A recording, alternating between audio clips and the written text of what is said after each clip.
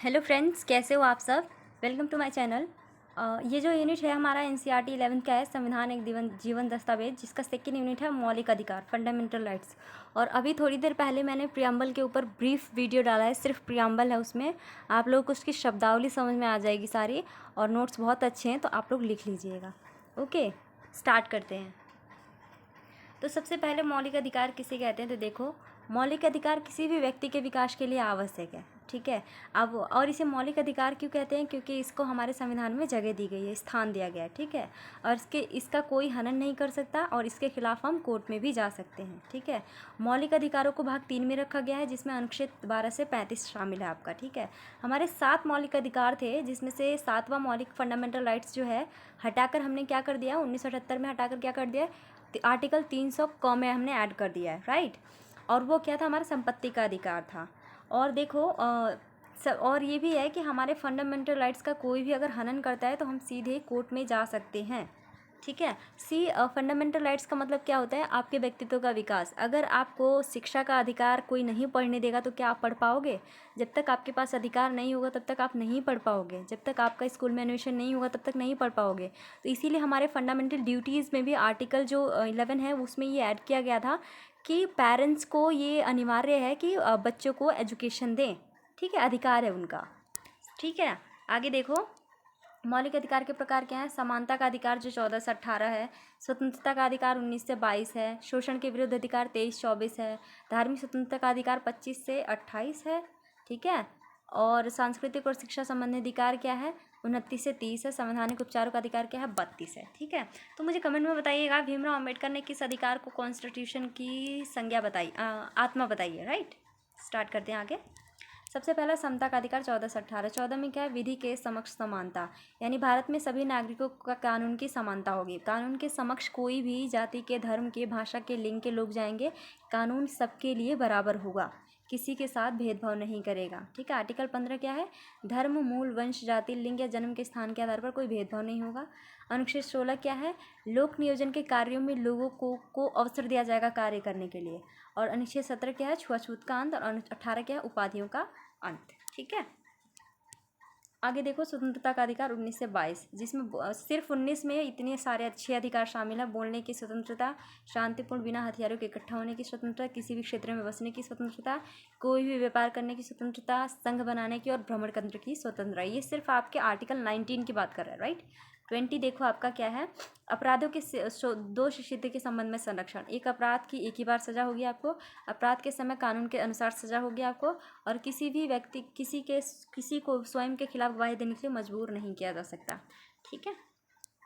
अनुच्छेद 21 का है, प्राण एवं दैहिक स्वतंत्रता का संरक्षण। आप एक बात मुझे कमेंट में लिख के बताइएगा कि इमरजेंसी के दौरान आपके कौन कौन से आर्टिकल आपके पास रहते हैं, बाकी सारे निलंबित हो जाते हैं, ठीक है। आगे देखो, आर्टिकल 22, कुछ दशा में गिरफ्तारी और निरोध में संरक्षण, यानी गिरफ्तार व्यक्ति को अपराध जानने का अधिकार होगा। अगर पुलिस के द्वारा किसी व्यक्ति को गिरफ्तार किया जा रहा है तो उस व्यक्ति को ये बताया जाए कि आपको किस जुर्म में गिरफ्तार किया जा रहा है, ठीक है। आगे देखो फ्रेंड्स, ये बहुत 11th के लेवल के हिसाब से मैं समझा रही हूँ, पूरा एक्सप्लेन करके नहीं बता रही हूँ, क्योंकि इससे आपको कन्फ्यूजन होगा और कुछ नहीं। तो जितना है उतना ही समझो, और जैसे जैसे आपका क्लास और लेवल बढ़ेगा वैसे वैसे आप अच्छी चीज़ों को समझ सकोगे, ठीक है। क्योंकि अगर मैं ज़्यादा बताऊँगी तो आपको कन्फ्यूजन होगा और कुछ नहीं, ठीक है।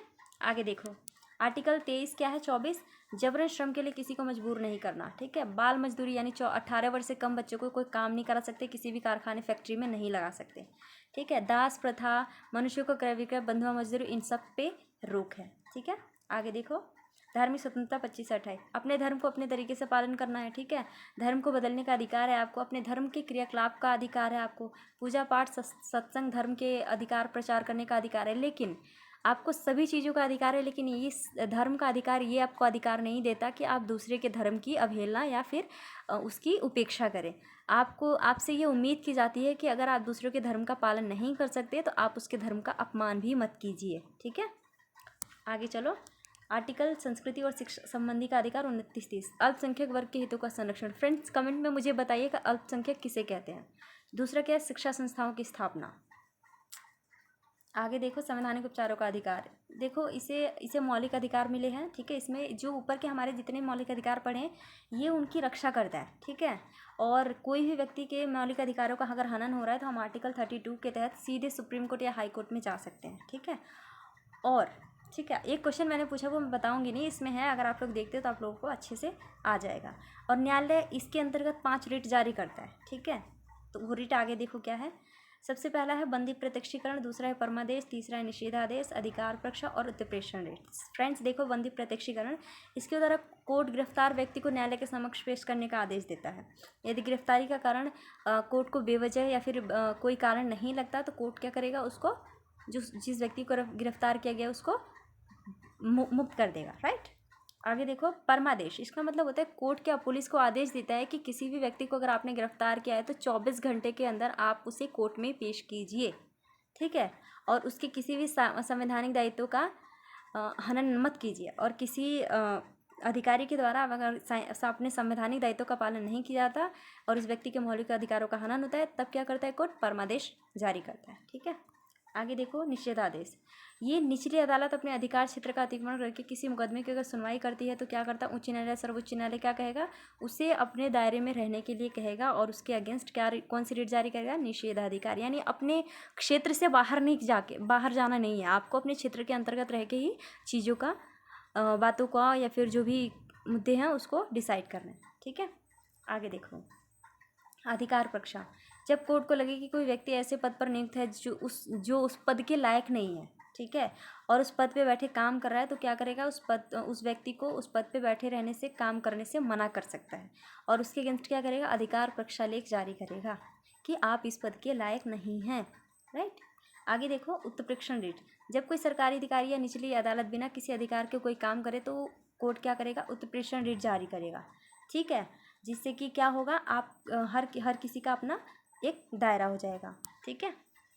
आगे देखो, इसके अंतर्गत मौलिक अधिकारों की रक्षा के लिए और भी संस्थाएं हैं जिसमें आपको राष्ट्रीय महिला आयोग ऐड कर सकते हो, राष्ट्रीय अल्पसंख्यक आयोग कर सकते हो, राष्ट्रीय अनुसूचित जाति और अनुसूचित जनजाति कर सकते हो, और सबसे बड़ी बात, राष्ट्रीय मानवाधिकार आयोग को आप ले सकते हो अपना फंडामेंटल राइट्स के लिए। अगर आप देखते होगे एग्जांपल के तौर पे किसी भी फिल्म देख लो, कोई कुछ भी देख लो, तो उसमें क्या होता है, अगर किसी के भी फंडामेंटल राइट्स का या फिर किसी के अधिकारों का हनन हो रहा है तो ह्यूमन राइट्स तुरंत उसकी हेल्प करने के लिए आगे आता है, राइट। तो फ्रेंड्स, ये वीडियो यहीं तक था, फंडामेंटल राइट्स हमारा कंप्लीट हो गया। और ये मैंने बहुत इजी लैंग्वेज में समझाया और इजी लैंग्वेज में लिखा भी है, हैंड रिटन नोट्स है, तो अगर आपको अच्छा लगे तो लिख लेना। और जो क्वेश्चंस करे हैं वो कमेंट में ज़रूर मुझे बताना। और मेरे वीडियो आपको अच्छे लगें तो प्लीज़ मेरे चैनल को सब्सक्राइब करें और मेरी वीडियो को फैलाएं और लाइक शेयर कमेंट ज़रूर करें। और बहुत इजी लैंग्वेज में समझाया है और आपके लेवल के हिसाब से समझाया है। और ये भी है कि जब आपका लेवल बढ़ेगा तो आपके पढ़ने का तरीका और आपका माइंड भी पूरा ओपन हो जाएगा। और अभी ज़्यादा मैं बताऊँगी, इसका मतलब सिर्फ कन्फ्यूजन होगा, ठीक है। ओके, थैंक यू, सेफ रहिए।